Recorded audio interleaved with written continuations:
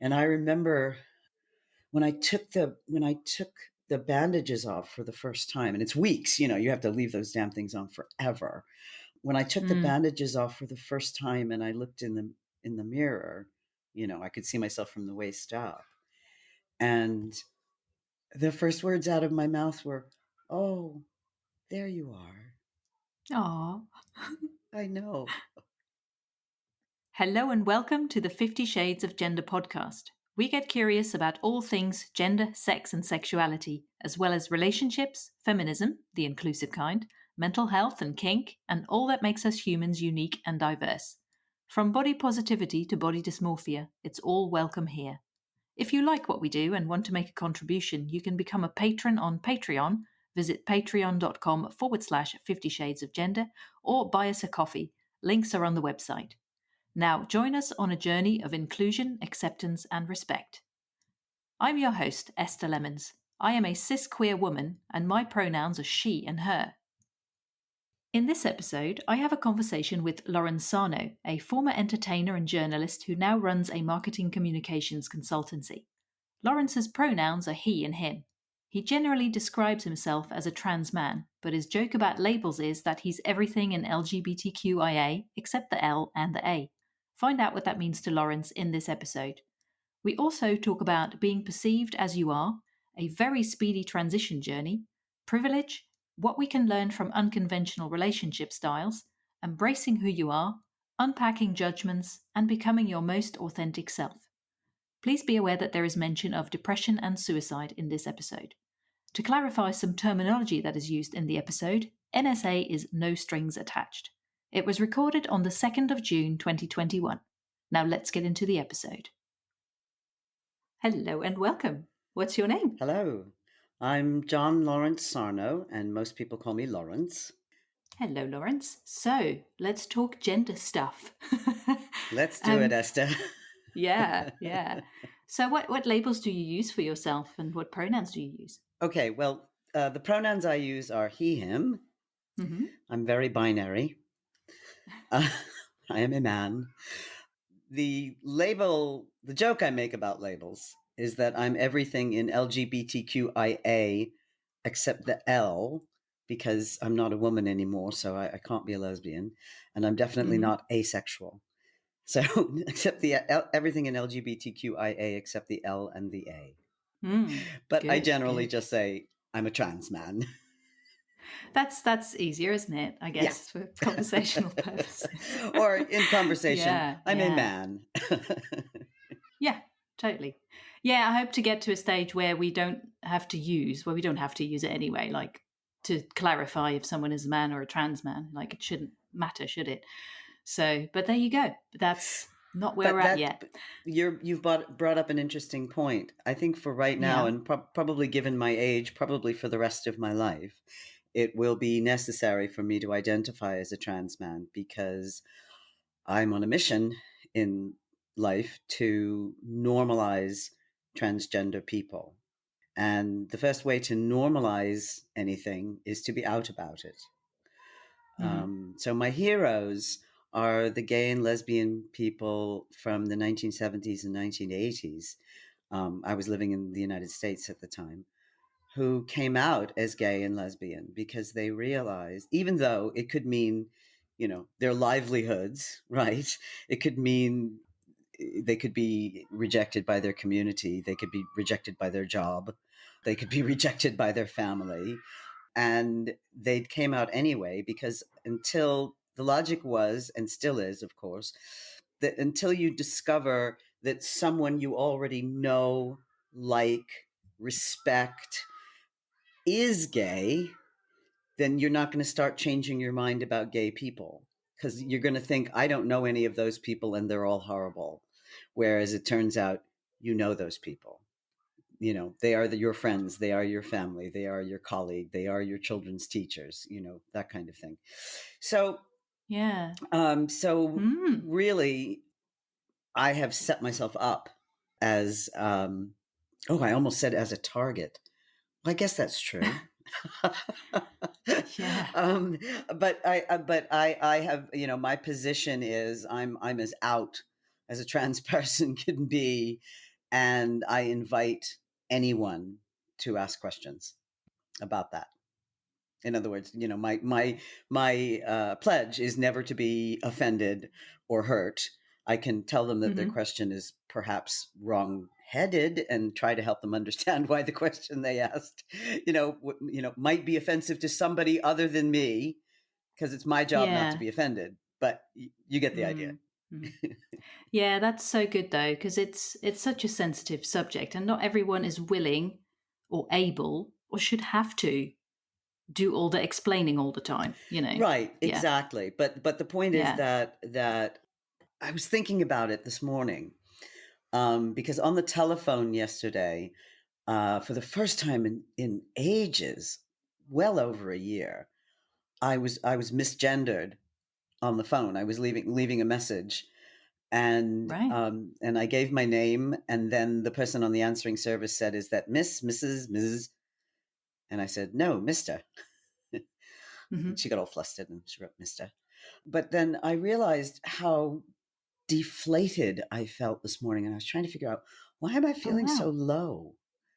And I realized that I'm not offended when I'm misgendered, especially in the beginning. I wasn't offended when I was misgendered because, for all intents and purposes, I looked like, I guess, especially before the top surgery, but even, for a year or so after the top surgery and hormones and all that, I would still get misgendered, and I wasn't offended in any way, because I still looked pretty female.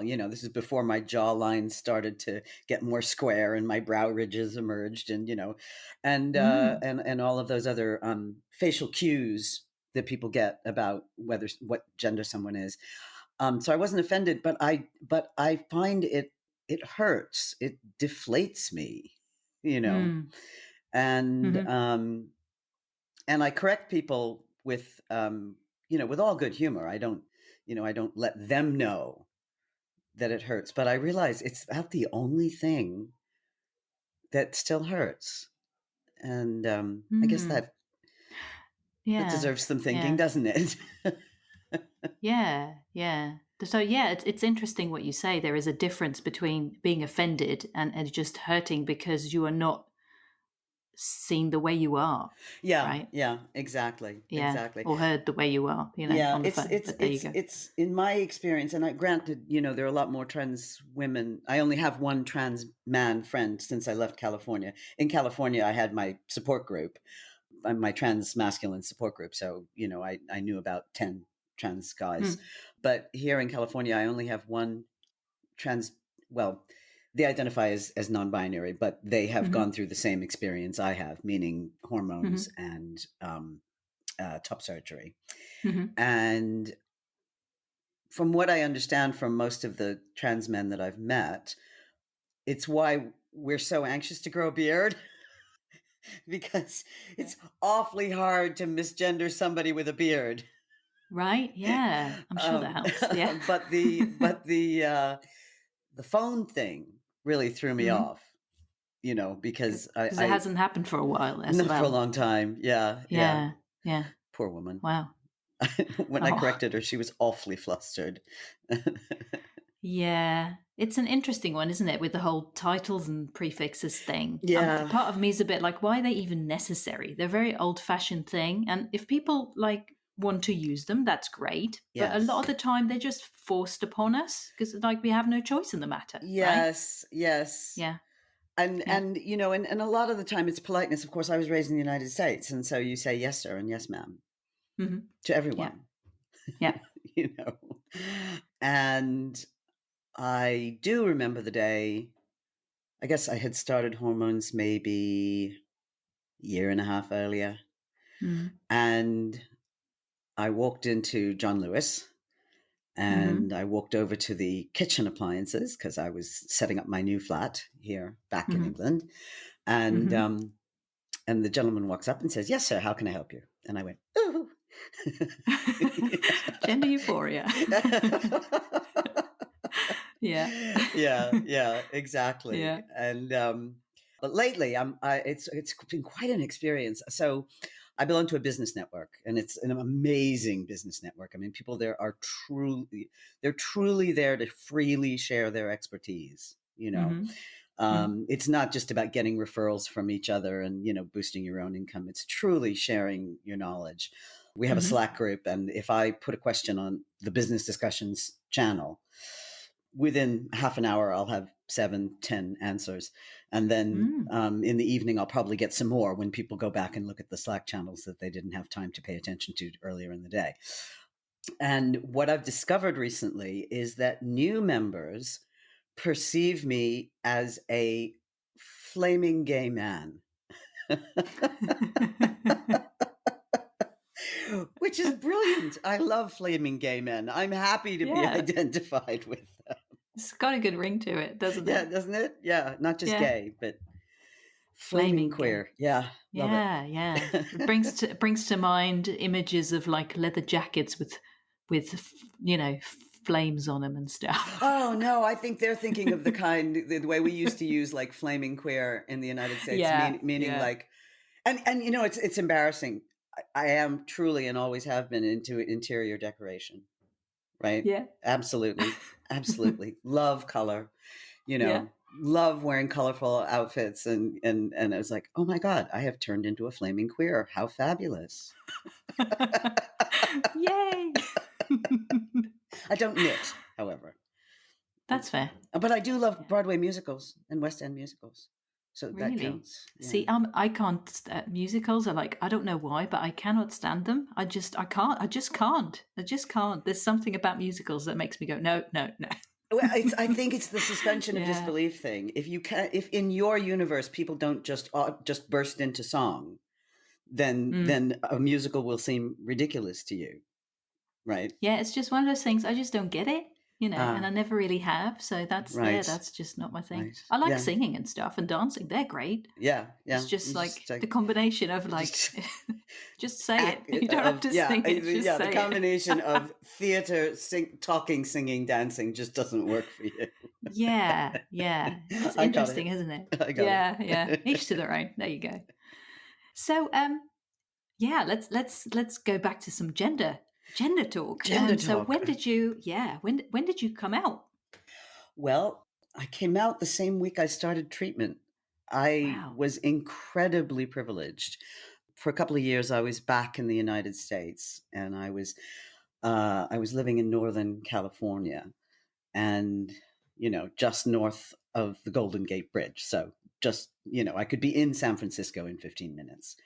Mm-hmm. And not surprisingly, the healthcare organizations there have the best transition healthcare on the planet. They were one of the first in the country to have, the Kaiser Permanente of Northern California was my healthcare organization, and they were one of the first in the country to have what they call a multi-specialty transitions department. Wow. Okay, so basically, it's everything in one building, Mm. except the surgeons. Obviously, they functioned out of whichever hospitals they functioned out of. So I already, because I've lived my whole life with mental illness. I always have a psychiatrist. Mm-hmm. So during the 2 years I was living in Northern California, I already had a psychiatrist through Kaiser, and as long as she'd known me for those 2 years, she knew that I identified as male. Mm-hmm. And one day I walked into her office and I said, Kristen, I'm going to do it. I'm going to transition. And she said, okay, great. Well, the diagnosis of gender dysphoria is already on your chart. Mm. So it's Yeah. not like we have to have 10 sessions for me to determine that you have gender dysphoria.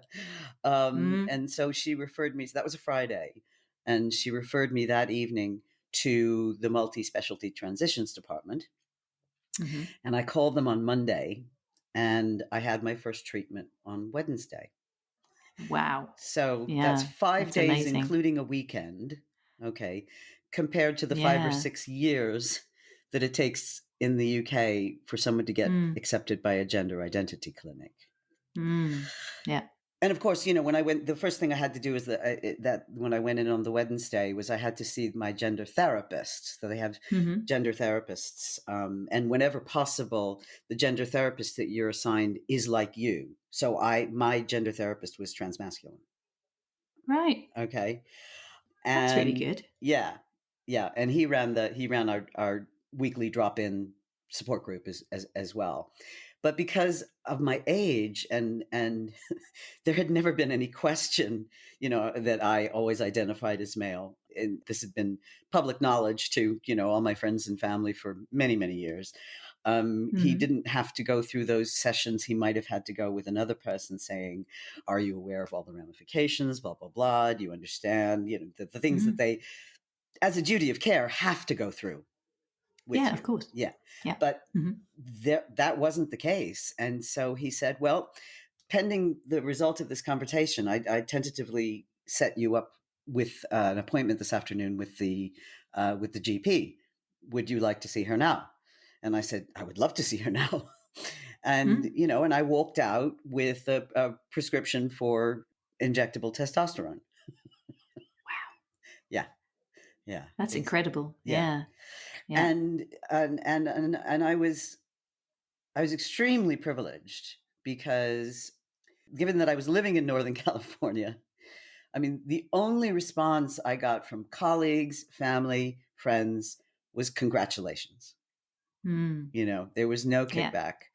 My parents had passed away within the last, both of them within the last 2 years. So I didn't have to worry about my parents, although Hmm. they were dyed in the wool liberals. So they would have had difficulty, being that they were in their 90s, you know, they would have had difficulty with it, but they wouldn't have been upset. They would Mm. just be like, I don't know how to talk to you anymore. Are you Yeah. my son or my daughter? You know, that kind of thing. Yeah. And they would have gone Yeah. through the thing that a lot of people go through. You know, it's like, Yeah. okay, wait, I'm doing my best here. If I misgender you, just, you know, give me a moment. You know, Mm. for Yeah. 61 years you were my daughter, now you're my son. You know, and Mm. my brother went through that. Mm. I mean, he was immensely supportive. In fact, he said to me, I've been expecting this. And my Right. first thought was, why didn't you tell me? Because I wasn't expecting this. Thanks for that. Yeah. Yeah, exactly. Exactly. Oh, So yeah. so what my brother went through was a sense of loss. Hmm. He in the beginning, it, you know, the upside, I've gained a brother, Mm. was not immediate for him. It was Yeah. the downside of I've lost a sister. Mm. Yeah. But we're very close. We talk all the time, and he's adjusted beautifully. And in fact, he just loves introducing me to people as like I had a Zoom call with him and a colleague last week, and he loves introducing me as his brother in England. Oh, that's nice. Yeah. So, and he's never had a brother before. So, That's right. yeah, so this Yeah. is kind of cool. So in that sense, I mean, in the sense that where I transitioned was amazing. Okay. Mm. And the sense that everyone I knew was supportive, it just puts Hmm. me in a tiny, tiny privileged category, Yeah. you know? Yeah. Um, Absolutely. and so, yeah. And as how, oh boy, people ask me, well, why did you finally transition, you know, when you were, when you were Mm. 61, almost 62? Um, Yeah. and I think the main thing, of course, I can be wrong. I'm always getting different perspectives on this. But I think the main thing was that all my life I was very slender and I dressed androgynously. Okay. Hmm. So for work, I always wore man-tailored suits, you know. Mm. Hmm. I mean, nobody ever, you know, saw me in a dress or anything like that. And Mm. and because since I was a kid, since I was about 8 or 9, my mental image of myself was a wide-eyed sort of adolescent boy, you know. And as an adult, as long as I dressed androgynously, kept my hair really short, and I was very slender, with the exception of breasts and hips, I matched my internal picture of myself. Okay.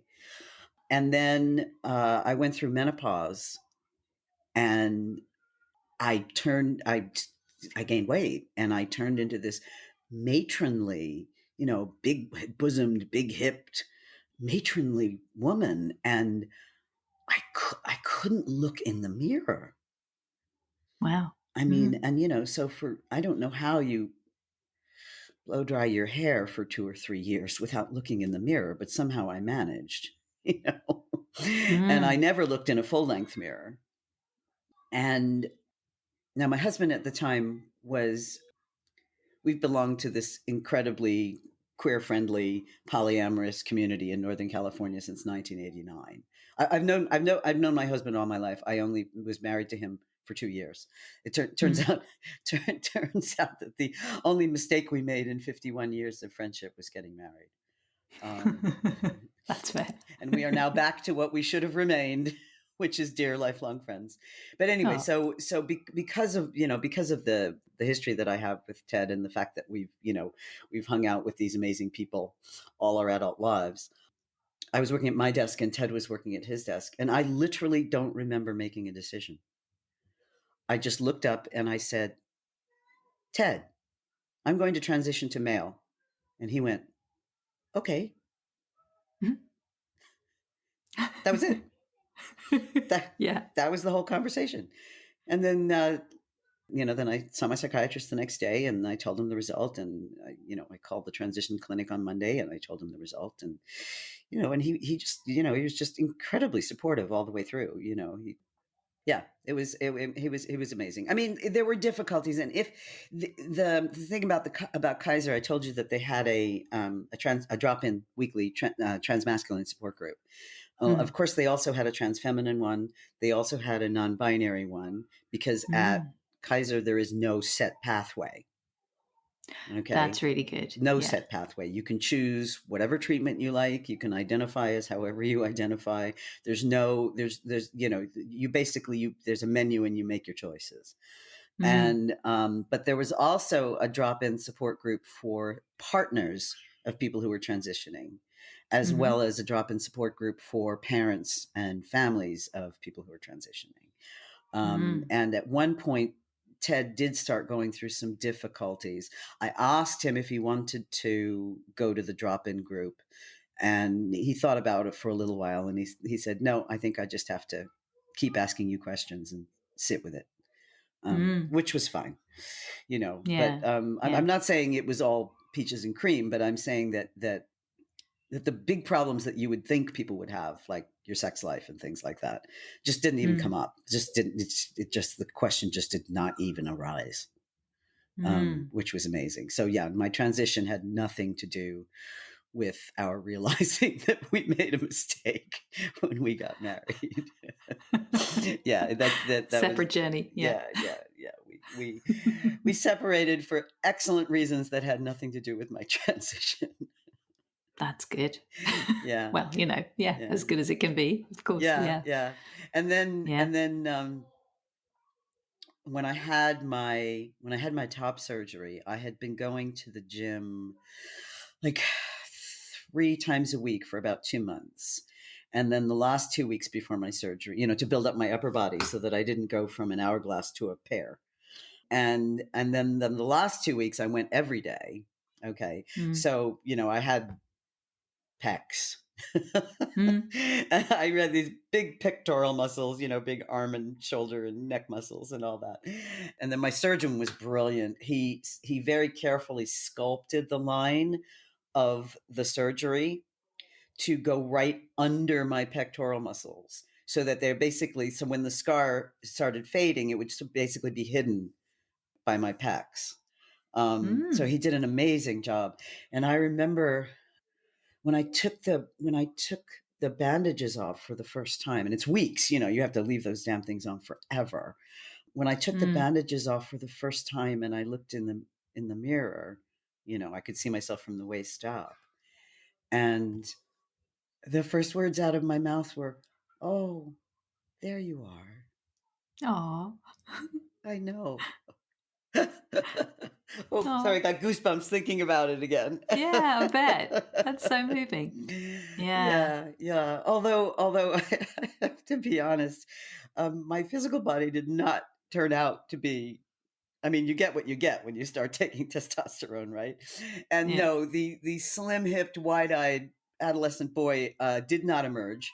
Um, it turns out that my male body is barrel-chested and stocky, and if I'm not careful, I grow a belly. And Mm. so squat, stocky, barrel chested. And my when I confided this in my trainer at the gym, she said, "Oh, you wanted Frodo, but you got Sam." Oh. Oh, Yeah, and yeah. Sam is just fine with me. Yeah. Yeah, Sam is just fine. I mean, a Yeah. friend of mine is Welsh, and he tells me I look like every Welsh miner he grew up with. Yeah. You know, and and I think, hey, it's worked for Welsh miners. It's okay with me. Mm. Yeah. Or Yeah. I look like a very small male opera singer. You know the build I'm talking about, right? Yeah, Yeah. like the guy in the Yeah. Go Compare adverts. Mhm. Mhm. Yeah. Yeah. Yeah. It's amazing, isn't it? How conditioned we are to, conform to a certain, Yeah, stereotype of what we should all look like. And oh, yeah, yeah. exactly. Yeah. But I just find as long as it's male, Mm. Mhm. however I turned out is how I turned out. Yeah. Which is great. Yeah. But going back to the thing about growing a beard, I think because even the youngsters at Kaiser, the youngsters in my transmasculine drop-in group, even Mm. though they were as well adjusted as a teenage or young adult trans person could be, given the level of support we had, they were all desperate to grow their beards, you know, Mm. because, that just puts the kibosh on being misgendered in public. Mm. It just doesn't happen Yeah. once you grow a Yeah. That beard. makes sense. Yeah. Yeah. Yeah. Yeah. And Totally. I was all excited about it until my brother pointed out to me that there is not one man in our family who can grow a beard. What we can grow looks a Ah. bit like, I say, it looks a bit like mange. It's not attractive. And I said to him, "Well, what about chest hair?" And he said, "Have you seen my 11 hairs?" I went, "Oh God, I guess I'm gonna have to go for something else so people don't misgender me." Yeah. Um, Oh, yeah, yeah. I know. Mm. So I think that's really, I mean, that's the only answer. Is Mm. why did you transition at age 61? Is Mm. I'm sure you've been told this by lots of transgender people, but it felt like if I didn't transition, I was going to die. Okay. Mm. Mm. Either rapidly Mm. by doing away with myself or slowly with drugs and alcohol. And I mean, well, alcohol Mm. is my poison. Mm. So drugs not. So, Mm. either, slowly through alcohol and or risky behavior, Mm. you know. Mhm. Yeah. Yeah. So Yeah. yeah, So have because you always had a sense of like your identity as, I guess, not being female? yes, yes, Yeah. yes. I Mm. mean, I knew that I was a boy when I was about 8 or 9. Wow. Yeah. I remember looking in the mirror saying, "Boy, I'm an ugly girl, but I'd make a really cute boy." And I even knew what my boy name was, Wow. which is Yeah. not the name I use now. Okay. And even earlier than that, children have magical thinking, right? Mm. So I remember, my mother would put us in the bathtub together because it was just easier, when we were small. Mm. And Mm. and I had decided, with the logic of children, that the reason I didn't have a penis was because my brother was older, and then I Right. would grow mine later. Oh, okay. Yeah. Imagine my disappointment. Ah, Still waiting. Oh Yeah, no. yeah, Where is this? Yeah. yeah. Where's my penis? And then of course, all during my young adulthood. I mean, I always, oh God, I'm sure it was over here too. The cop show Miami Vice. Yes, Do you I remember remember that? Miami Vice. Yeah. Yeah, yeah. And all the girls were in love with Don Johnson. Mm-hmm. I wasn't in love with Don Johnson. I wanted to be Don Johnson. I mean, I Mm-hmm. started wearing unstructured blazers with silk t-shirts underneath, and the sleeves rolled up of the Yeah. of the blazer. I Yeah. wanted to be Don Johnson. Yeah. Ah, yes. I especially remember the sunglasses. They Yes. were all the rage at the time, weren't they? Yes. I had a pair. Exactly. Yeah. Exactly. Everyone else did too. Yeah. Yeah. So I mean, so you can Wow. see that there was never any question. And actually, a friend of mine I've known all my life sent me a photograph, and we know exactly the year it was. Okay, it was 1968, because she had just gotten home from London, and she was wearing a dress from Carnaby Street. Mm. Okay. So we know exactly when she bought that dress, and she put it on specifically for the photograph. So we know it was 1968. So we know I was 12, and I was wearing a man-tailored blazer. I don't actually think it was a woman's blazer. I think it was a man's blazer that I got from a charity shop. Mm. Yeah. And I looked at Judy and I said, "Was I cross-dressing at 12?" And she said, "Oh, hell yeah." I went, "Wow, glad you remember." Yeah, it's like everyone saying, "Oh yeah, we've been expecting this." Yes. Like, yeah, Yeah. like everyone close to you, like, "Oh yeah." Yeah. Yeah. In fact, we were in the reception line at my father's funeral, and my sister walked in and saw me from behind and thought I was a man. Mm. And I mean, this is like a year before transition. Okay, so yeah. So what my brother Mm. said actually makes a lot of sense. Mm. That I was Mm. expecting this. Mm-hmm. I Mm-hmm. wasn't. But Yeah. there is. I get asked this really weird question, which is like, Mm. did your depression stem from gender dysphoria? Mm-hmm. Well, there's no way to know, Mm. because yes, it started the same year as my puberty. So Mm. that I like to say that I remember the exact day that the depression started. And I remember, where I was and all that. And I describe it Mm. as the world went from color to black and white. Wow. Yeah. And that was the year that my depression started. And it was the year that I went through puberty. Mm. On the other hand, almost everyone descended from my paternal grandmother has had some form of mental illness, whether mild or severe. Okay. Mm-hmm. So was it related to going through the wrong puberty? Could be. Mm. You know, we'll Mm. never know. But then I get this other weird question as a follow-up. Well, you've transitioned to male. Why are you still depressed? Wow. Yeah. And it's I mean, it's like transitioning doesn't solve all your problems. You just have new problems. Yeah. But the bottom line is I can look in the mirror again, you Mm-hmm. know, and I Yeah. see myself. Whereas, all my life, I didn't see myself. I saw the closest approximation I could come to myself, Mm. in other words, starving myself so that I was extremely slender. Mm. I remember once I was about 27 and I was at work, and a friend of mine said, "Gosh, you're losing weight. If you lose any more, you're going to lose all your curves."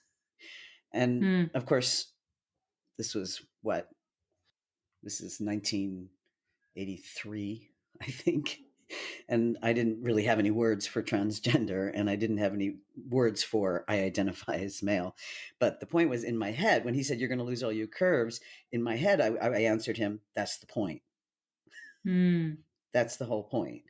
I Mm. now discover that anorexia is not uncommon for trans men.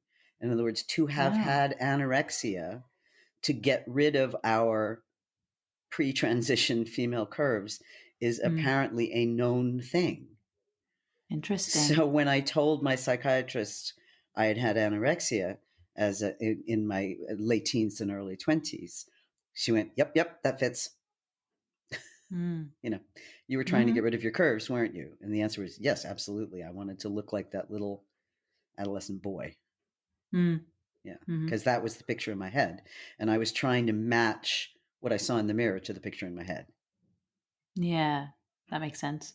Yeah. So, what was it like, sort of going further into your 20s and 30s and all that? Difficult. There were no words for transgender Mm, in those years. The only transgender person who'd ever been in the news was a woman named Christine Jorgensen. She was an American who transitioned, and she was a 9 days wonder, and she was covered by all the media, and her name is still quite famous. All right. right. Um, I, to be honest, I didn't even know. This is embarrassing. I didn't even know that female to male transition was possible Mm, until I think I was in my 50s. wow. No, my 40s, my 40s. I remember hearing a radio program about it. hmm On There's a wonderful, wonderful radio show that's been going on forever in the United States called This American Life, and there was an episode on well, actually no, it wasn't on trans men. It was really interesting. It was an episode on testosterone, Mm, and testosterone, because women have testosterone as well. mm, So anyway, it was a wonderful episode, but it featured a number of trans men and their stories, and I just went, "Whoa, you mean that's a thing?" mm, um, and once I knew it was a thing, kind of my whole world changed. mm, Once I discovered it was possible, mm, then I so of course I immediately rejected the option of transitioning. Okay. right. Because, well, first of all, it's a scary idea. All right. Mm, Second of all, I'm 4'10". Or rather, now that I'm in my 60s, I like to say at my tallest, I was 4'10". yeah. Okay. So the first thought that came into my mind was how ridiculous. Who's ever met a grown man who's 4'10"? You know, it was that was just my reflex action. That was just my reflex reaction. hmm Yeah. But in my 20s and 30s, I was just confused.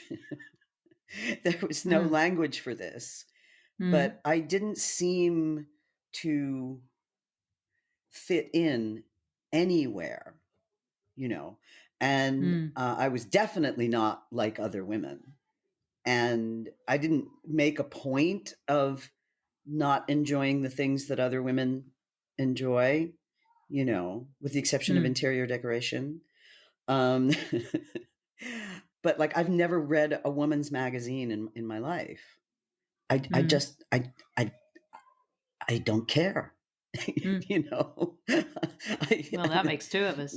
Yeah, exactly. But So yeah. that even that, but I mean, but in just in so many ways, I just wasn't like other women. I mean, I never had children. I never wanted children. So, I didn't have that to talk about with other women. And there just seemed to be very little common ground on feminine terms. Okay. In other words, I have common Mm, ground with all humanity, right? In other words, I can talk to anybody about anything they're interested in because I love finding out what other people are interested in, right? But hmm in terms of that normal bond with women, except for feminist issues, of course, I always related on. I mean, I studied history of feminism at uni. I mean, not as my major. My major was theater, and of course, being a young woman in the corporate world where I was working. Okay, the women and I had a lot to bond on, in terms of just how I mean, remember I started my career in corporations in, let's see, what year would that have been? About 1981, because I had been an entertainer before that. So in about 1981, I started my corporate life, and it was a nightmare for women in 1981, absolute nightmare. But yes, it was always very confusing. And what was interesting is when even though I worked in corporate jobs from then on, I I would always be with a band. I missed singing so badly, and so I would always be with one of these bands that we in the States we call them weekend warriors. In Right. other words, you just play gigs on the weekend. You have your little bus and you travel around and you just do gigs on the weekend. And Hmm. normally, the girl singer in a band gets hit on in a big way whenever you do gigs. And Mm. I had done whatever I could to make myself attractive, and people said, "Yeah, good looking girl." But I never got hit on, and the band members used to think that's weird. Lauren never gets hit on. And when I look back on that now, it's clear to me because straight men aren't attracted to other men. And I must have been giving off male, whatever, male vibes, male Mm. energy, what I don't even know what to call it. And of course, gay men aren't interested in women. So, and I once asked a neighbor of mine. Oh no, I didn't ask her. She volunteered it because when I came out as trans, she said, "Oh, that makes a lot of sense. I always used to wonder if you were either lesbian or asexual." Interesting. Yeah. So, in other Yeah. words, I must have not given off anything because of the confusion. I Mm. must. Yeah, I don't know, but Yeah. yeah, it's fun to think about. But I have no idea. At least Mm. now people can place me gay man. Yeah. You know? Yeah. So you say your attractions are not Bisexual. strictly gay. Yeah. You're bisexual is Yeah, what you use. yeah. Yeah. Yeah. And I've been out as Hmm. bisexual for since 1989. Mm. I remember the experiences around which that had I been interested in women before then once in university, Mm. but I've always been attracted to both genders, to be honest. I find that the Mm. people who I think are really hot are always really androgynous women. but Yeah. but in Yeah. my construct before I transitioned is that men were for relationships. And in other words, I was hetero romantic. Okay. Mm. But in terms of, and then women were for juicy fun. Okay. All right. Does that make sense? Does Yeah, it that make does. Yeah. sense? Yeah. Um, so is it changing? I've been asked by a couple of friends, is it changing? I think the answer is yes. I Hmm. think my sexual attraction to women has increased on the testosterone. Mm. Yeah. Interesting. Yeah, And I've heard that can happen to yeah, I people. I hadn't Yeah. either. And then a couple of my trans women friends said to me, "Are you beginning to fancy women more?" And I had to think about it, and I went, "Yeah, yes, I am. That's weird." Mm. How interesting. Yeah. And of course, Yeah. as you know, I mean, when trans men begin to take testosterone, we literally start going through male puberty, Mm. which frankly is a nightmare. Um, my Mm. my nephew-in-law was teasing me about it nonstop for during the first year, how many spots have you got on your face today, Uncle Laurie? And Ah. yeah, because it's a nightmare. Your genitals change shape, right? You start Mm. growing hair in places you've never had hair before. Your voice Mm. drops an octave. Your face is full of spots, and you can't help from thinking about sex all the time. I mean, seriously, I do not know how teenage boys get through school. I mean, it is Yeah. the most distracting, just, it's horrible, you know? Mm. And Mm. it's like, I have such sympathy now for why teenage boys are such assholes. Because it's like their body is overtaken by all these experiences, and somehow you still have to pass your A levels. I mean, I really don't know how they do it. Yeah. So Yeah. yeah. Yeah, you were talking about relationships in a way of that you're polyamorous as well. Yes, I am polyamorous. In fact, I about a year and a half ago, my business network decided that we needed to, because we were always during lockdown, just to keep each other sane and also just as a service to each other. We were giving workshops every week. So every week, another member of the network would give a workshop on their specialty, right? Mm-hmm. So I did one on market research, and then I did one on corporate messaging, that kind of thing. And then Mm. the head of our network, who's a wonderful woman, decided, her name is Ann Hawkins, and the name of the network is Drive. And she decided that we should all have talks once a week about anything other than our business. In other words, we're Mm. all rounded people. We are not our business, and that's one of the Mm. umbrella, um, tenets of our the business network is you are not, you are not only your business. So we Mm. decided to. So she decided that we were going to start giving these every Friday. Somebody would give a talk about something they were passionate about, Mm. and we call them Ed talks, meaning not quite TED talks. And so, like, I was maybe the third one, and I thought to myself, well, this is supposed to be about who you are, not about your business. And so I just said, well, in for a penny, in for a pound. And I gave my Ed talk on ethical non monogamy. Mm. I figured, why not? Why not? So, yes, because I mean, a lot of people confuse ethical non monogamy with polyamory. Okay. Mm. Yeah. But they're, as you know, as you well know, it doesn't have to be anything of the sort.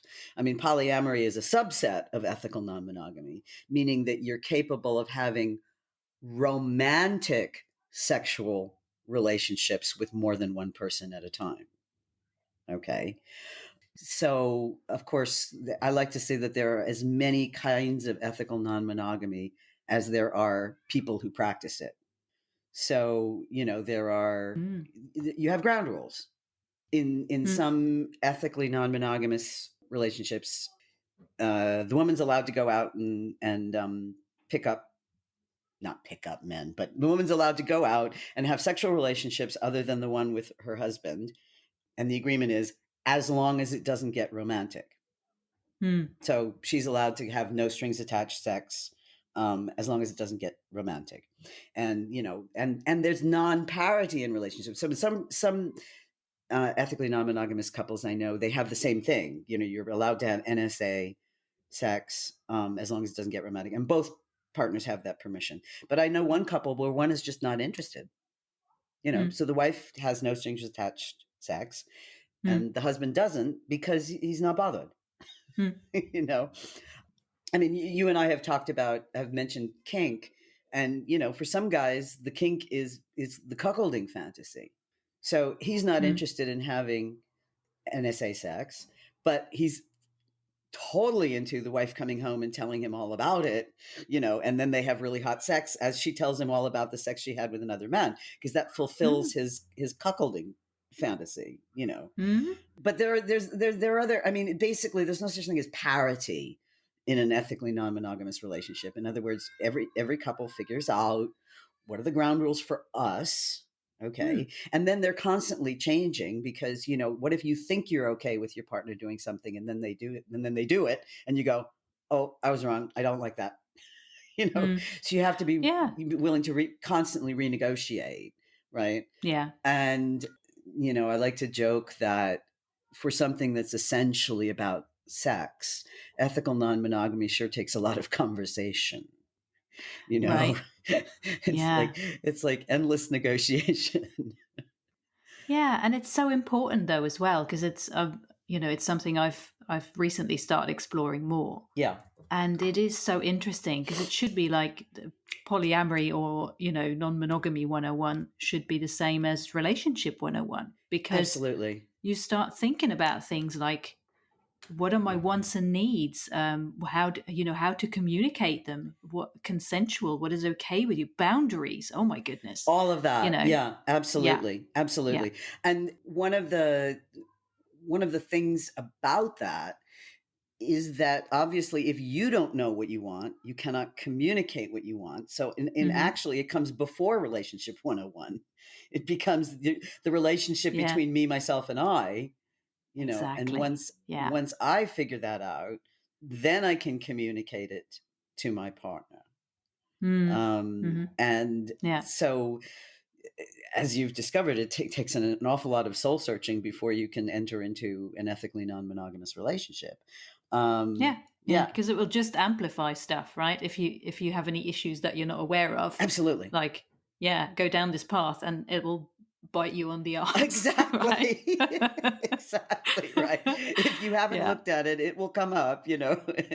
Totally. Yeah. Totally. And the idea is that I mean, for instance, as you know, it's not that jealousy doesn't exist in ethically non-monogamous relationships. It does Mm. exist. We just work out how we can be the most loving with each other, how we can be the most supportive of each other. And Mm. sometimes, as you said, there are hard boundaries. Like Mm. I can't go with that, Yeah. and Yeah. that's part of the I owe a lot to this group called the Human Awareness Institute. I started taking their workshops in 1989, and I know that's the date because I mean that's how I know the date that I acknowledged I was bisexual was at the first of those workshops. And the guy, Ah, yeah. One of my partners has done oh, their it's their amazing. workshops as well. I've Yeah. done. Yeah. I've been doing them well since 1989. I'm Mm. one of the old timers now.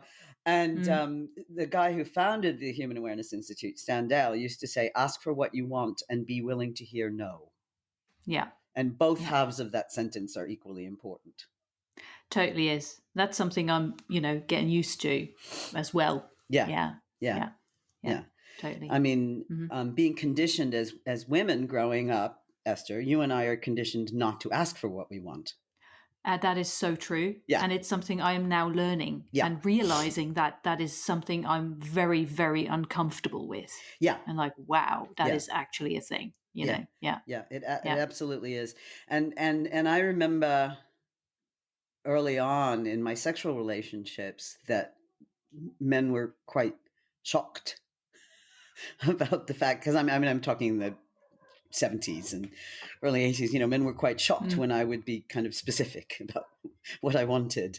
And Mm. also they would be really shocked by like having before becoming sexual with someone, I would say, okay, let's have the talk. When was the Mm. last time you were tested for what in those days we called STDs?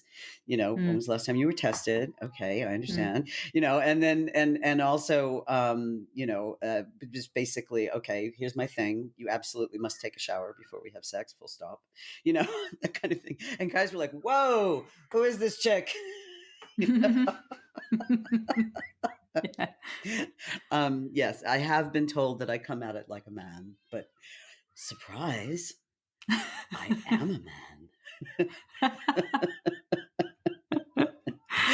and Yeah. and Wow. yeah, yeah, Uh-huh. yeah. So I'm very lucky. Okay, Mm. I figured out my polyamorous nature a very, very long time ago. Okay, Mm. Mm. so I'm not very good at marriage. My talent seems to be in maintaining long term friendships, because Mm. I've got many friends that I've known well since 1969, so 52 years. I've got some Mm. friends who come earlier from grade school, and I have one friend I've had all my life, and we're still very active in each other's lives. It's very, very Mm. wonderful.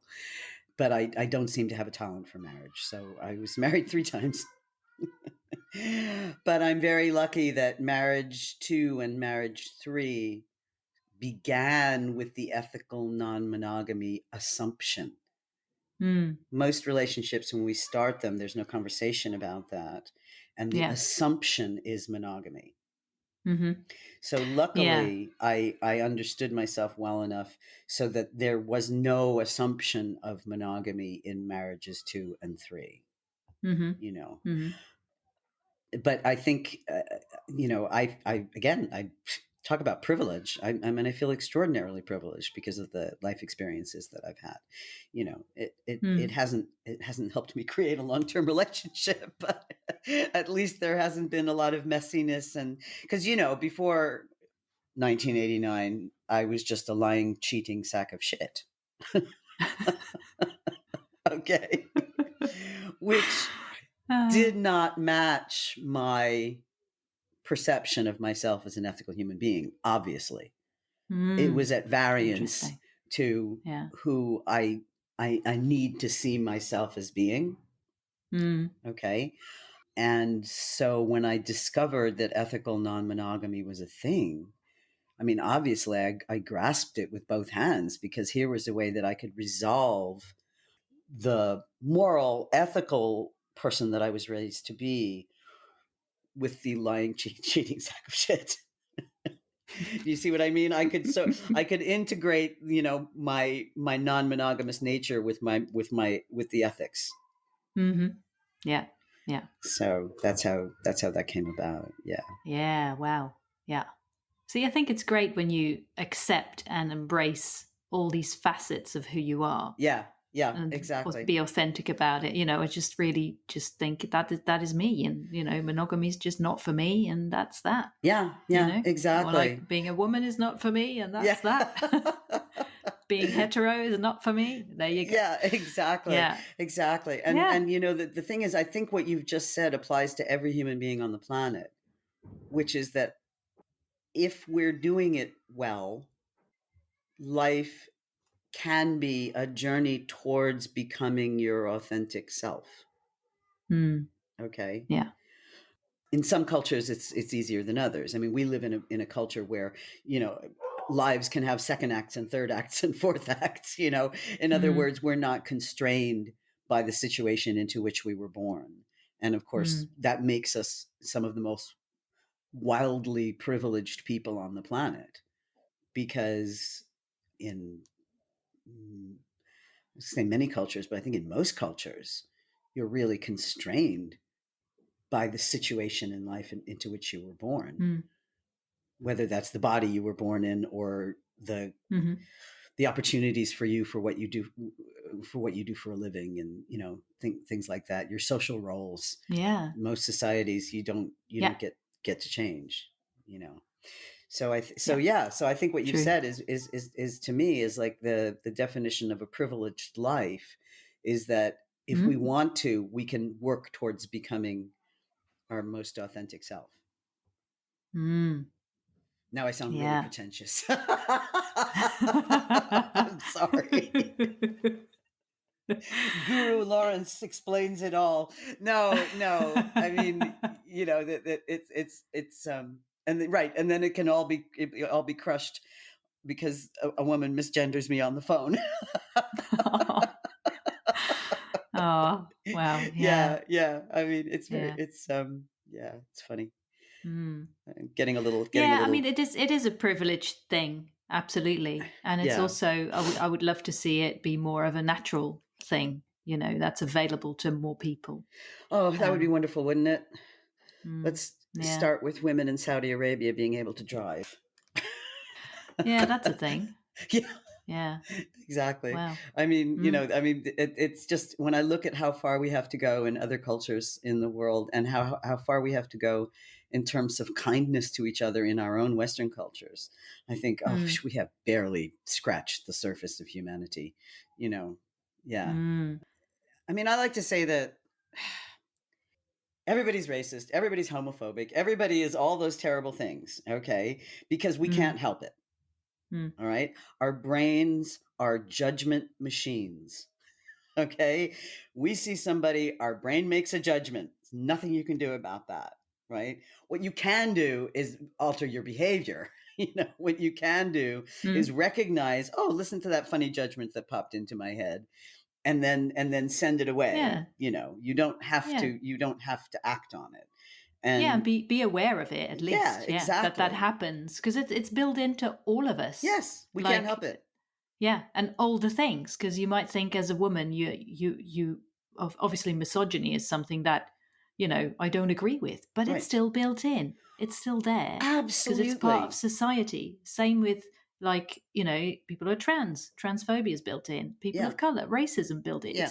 It's in all of us, But the and point that's so is, interesting. yeah, I mean, it's an evolutionary thing.